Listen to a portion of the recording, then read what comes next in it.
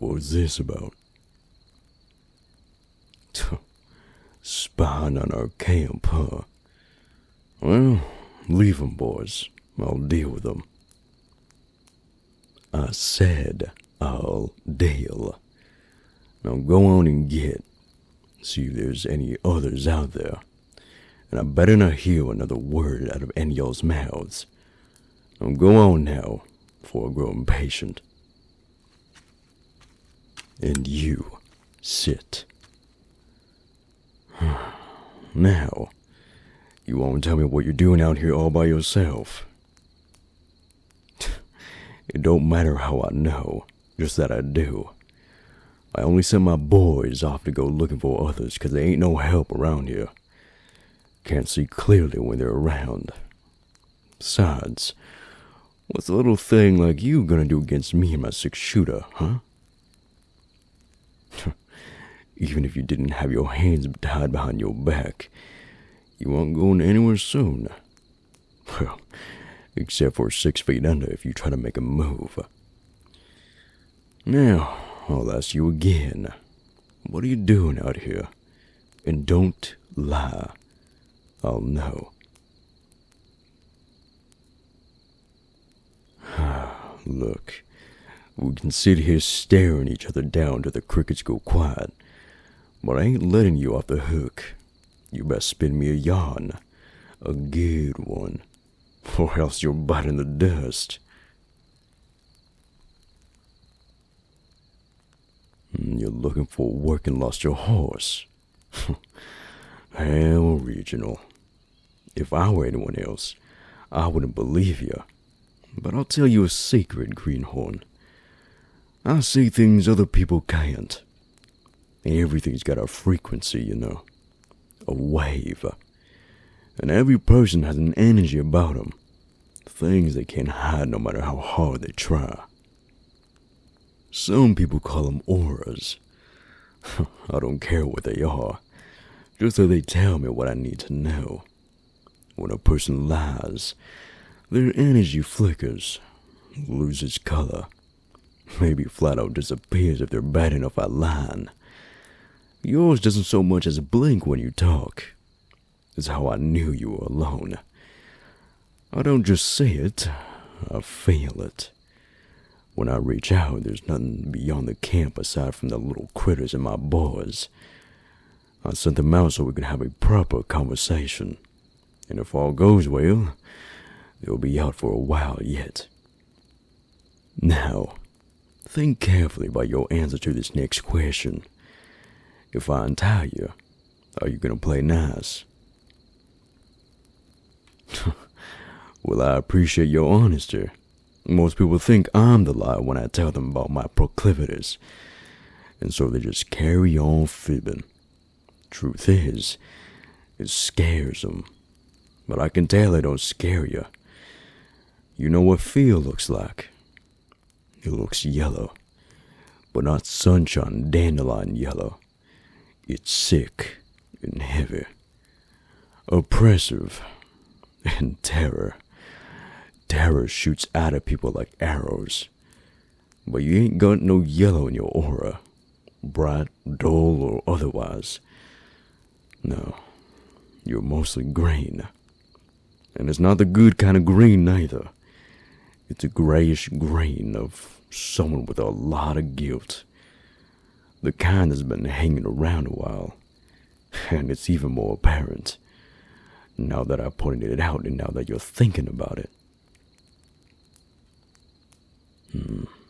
Maybe it'll comfort you to know that all I can figure out is how you feel, not what you've done. You might have done something real backwards and heinous, but I find most people are guilty for things that just aren't their fault. And judging from what else I say, it wasn't your fault.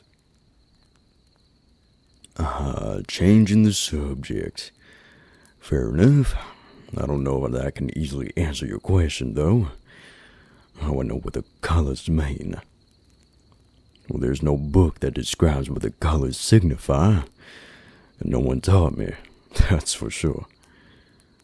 And I thought everyone could see what I saw until I was nearly grown. I knew the basics the way you're born knowing how to breathe. But the subtleties, the way the energy swirls and mixes with the other colors, what the difference is between sky blue and periwinkle, now that took a longer time to discern. It don't matter much though. People don't like being told what they're feeling.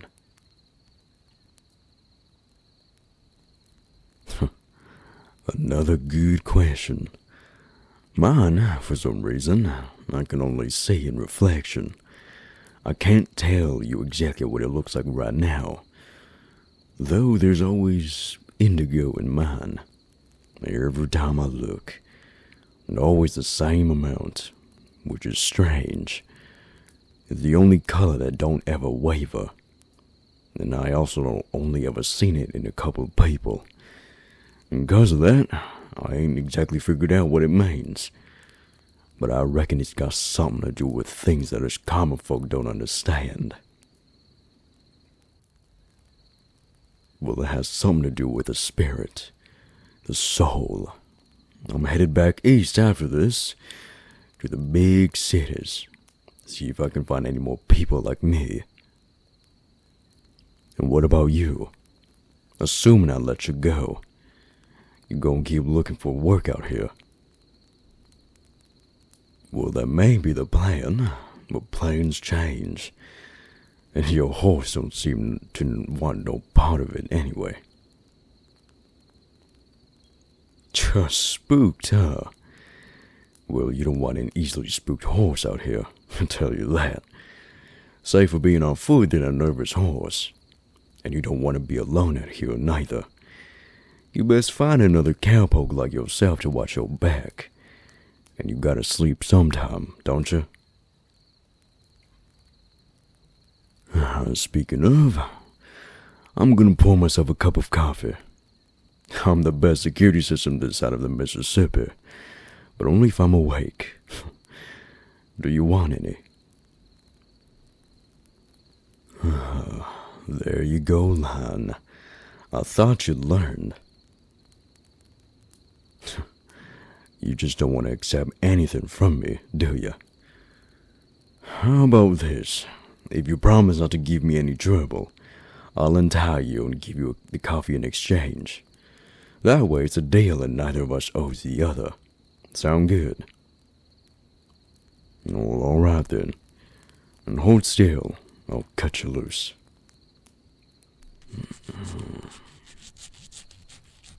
There we go. And as an act of good faith, I'll stash my stale. But no promises I won't go digging for it again if you flicker on me. Now, where's my spare mug?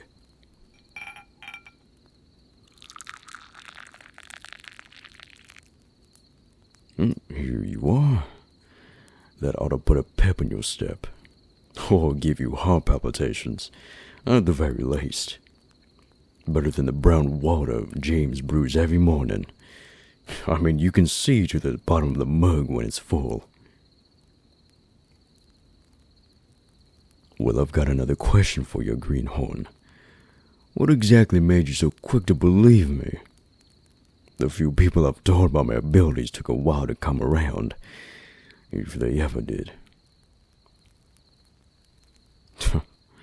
You're just gonna shrug.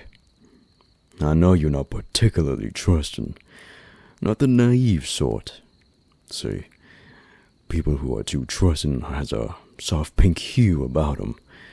They tend to be fairly optimistic as well, and I know you're not that either. Well, can I tell you what else I see? I see indigo in your kid. I see indigo. But it's hiding beneath all the green and gray. And tell me, is there anything else different about you? Something strange. Something you can't quite explain. No. Well, I beg to differ. See, you're not lying because you don't know any different. You can't tell the truth because you don't know the truth. Truth is, you got indigo, kid. Just like me. Well, that's why I haven't let you go yet. Well, you can leave. I won't stop you. And you haven't wronged me, so I can't hold you here. But you and me, we're not like everyone else. I know you're looking for answers the way I am. And you've got magic in your kid. Something inexplicable. And you felt it. But you just couldn't put it into words. And it don't scare you. 'Cause you've been like this your whole life. You started to wonder why, though. Why you were so different. So you left home. You left people behind. And that's why you feel guilty, isn't it? But you had to. And don't go telling me you didn't. I can tell something pulled you out here. Maybe you're feeling like a magnet. Faint at first. But the closer you get, the harder it tugs. Now, correct me if I'm wrong. Every time you go looking for something, you feel that pull. When you lost your horse, that pull led you here. And it was the same thing that pulled you away from your home in the first place. Maybe it was pulling you towards me. 'Cause you ain't never met no one like me, have you? No one like you. And do you still feel the pull? Now that you found your horse and you're sitting in front of me. Well, you just have to think of something else to look for then. I reckon that's your power. Being some sort of Pathfinder. You set your mind to something. Dedicate yourself to the search. And the universe provides a path. And I know we hardly know each other. And you ain't got no reason to trust me. But I trust you. I don't have no reason not to.